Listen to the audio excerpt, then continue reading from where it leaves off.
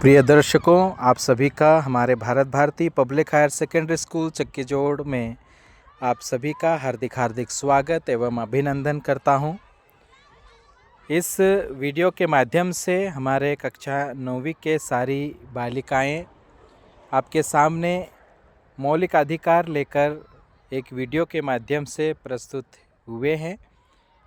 मैं उम्मीद करता हूं आप सभी को अच्छा लगेगा देखकर कि मौलिक अधिकार क्या है और कब लागू हुआ था। ये सारी बातें इस वीडियो में हमें देखने को मिलेगी।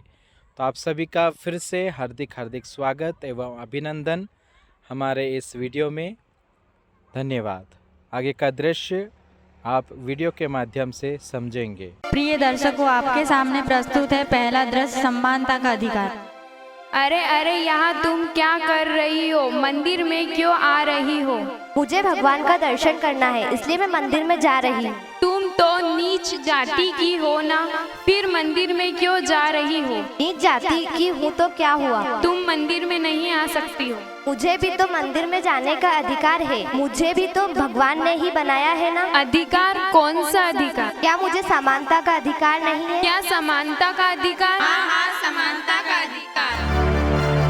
प्रिय दर्शकों, तो चलिए प्रस्तुत है दूसरा दृश्य, स्वतंत्रता का अधिकार। पिताजी एक चेयर पर बैठकर न्यूज़पेपर पढ़ते हैं, तब आगे का दृश्य इस प्रकार है। पापा मुझे गोवा जाना है। गोवा जाना है? क्यों? पापा, मुझे पढ़ने के लिए गोवा जाना है। मेरे कॉलेज के सभी फ्रेंड्स गोवा जाने वाले हैं। क्या मैं भी गोवा जा सकती हूँ? नहीं, तुम नहीं जा सकती हो। तुम एक लड़की हो, तुम इतनी दूर नहीं जा सकती हो। तुम्हें इतनी दूर जाने का अधिकार नहीं है। प्लीज पापा, जाने दीजिए ना। नहीं नहीं, तुम जाकर घर का काम करो, तुम नहीं जा सकती। बेटी और पिताजी के बीच में वार्तालाप हो ही रही होती है और तभी पिताजी का लाडला बेटा उनके सामने आता है। तब आगे का दृश्य इस प्रकार है। पापा, मेरा लाल आ गया। किधर गया था? पापा, मैं बाहर खेलने गया था। खेलने गया था? हाँ पापा, मैं खेलने गया था। और हाँ पापा, मुझे गोवा जाना है। क्या गोवा जाना है? गोवा जाना है तो उसमें क्या दिक्कत है? पापा, मुझे पैसे चाहिए। कितने पैसे चाहिए? पापा, मुझे 20,000 चाहिए। बस 20,000? लो 30,000। थैंक यू पापा। पापा, आपने तो भैया को गोवा जाने के लिए 20,000 की जगह 30,000 रुपए दिए। पैसे दिए तो क्या हुआ? तुम एक लड़की हो, तुम इतनी दूर नहीं जा सकती हो, इसलिए तुमको मना कर दिया। पापा, क्या मुझे स्वतंत्रता का अधिकार नहीं है? क्या स्वतंत्रता का अधिकार? हाँ, स्वतंत्रता का अधिकार।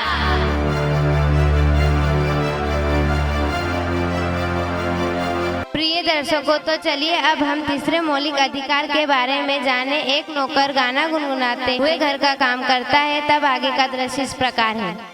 पापा कहते हैं बड़ा नाम करेगा, बेटा हमारा ऐसा काम करेगा। अरे यहाँ क्या कर रहा है राम कुमार? सफाई कर रहा हूँ मालिक। ऐसी साफ सफाई करेगा राम कुमार? तुम तो बस गाना ही गुनगुनाते रहते हो। मालिक, कर तो रहा हूँ। रुक, जुबान लड़ाता है। नौकर है, नौकर बनकर रहना।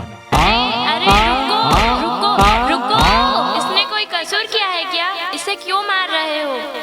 मालिक मुझे रोज मारते रहते हैं। यहाँ मेरा नौकर है, मैं इसके साथ कैसा भी व्यवहार करूँ। नौकर तो मेरा है। तुम कौन हो? मैं इस देश का एक जिम्मेदार नागरिक हूँ। और हाँ, आपको पता है इस नौकर की उम्र क्या है?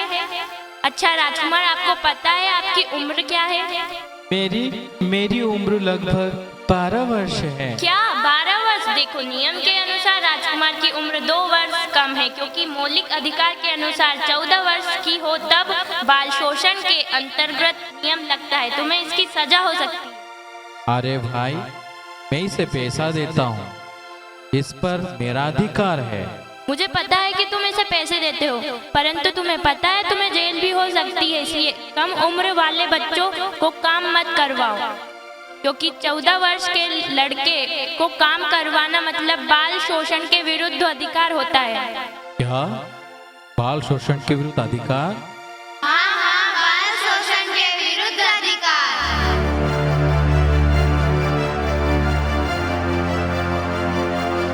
दर्शकों, अब हम चौथे मौलिक अधिकार धार्मिक स्वतंत्रता के अधिकार की ओर बढ़ते हैं। रघुपति राघव राजा राम, पतित पावन सीताराम। अरे अरे उठो उठो उठो, यहाँ क्यों बैठे हो? अरे भाई आप कौन हो और इतना क्यों चिल्ला रहे हो? मैं शेख हूँ और यहाँ मेरी जगह है। नहीं नहीं, यह स्थान हमारा है, हम यहाँ रोज पूजा करने आते हैं। तुम्हारा इस जगह पर कोई अधिकार नहीं है और यहाँ हमारे धर्म के लोग रोज यहाँ पर आते हैं।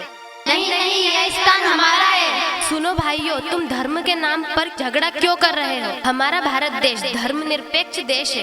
इस देश में सभी को धार्मिक स्वतंत्रता का अधिकार है। तुम क्यों लड़ रहे हो? क्या धार्मिक स्वतंत्रता का अधिकार? हाँ हाँ, धार्मिक स्वतंत्रता का अधिकार। प्रिय दर्शकों, अब हम पांचवें मौलिक अधिकार शिक्षा का अधिकार के बारे में जानेंगे। अब आगे का दृश्य इस प्रकार है। अरे अरे तुम यहाँ क्यों मैं यहाँ नहीं हो सकती? लेकिन तुम अमीरों के कॉलेज में क्या कर रहे हो? मैंने यहाँ एडमिशन लिया है ताकि मैं आगे की पढ़ाई कर सकूं। लेकिन तुम तो एक गरीब किसान की लड़की हो, यहाँ बहुत पैसा लगेगा। हाँ हाँ, पैसे लगेगा, तुम उसकी चिंता मत करो। तुम्हें पता भी है अमीरों के कॉलेज में घुसना कितना मुश्किल है, और ऊपर से तुम तो गरीब की लड़की हो।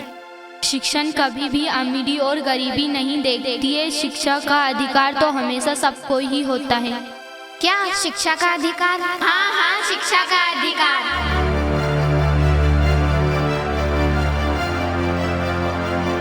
प्रिय दर्शकों, अब हम छठवें अधिकार संवैधानिक अधिकार की ओर बढ़ते हैं। अब आगे का दृश्य इस प्रकार है। अरे अरे, तू यहाँ इस लाइन में क्यों लग रही है? तू तो 18 वर्ष की है ना?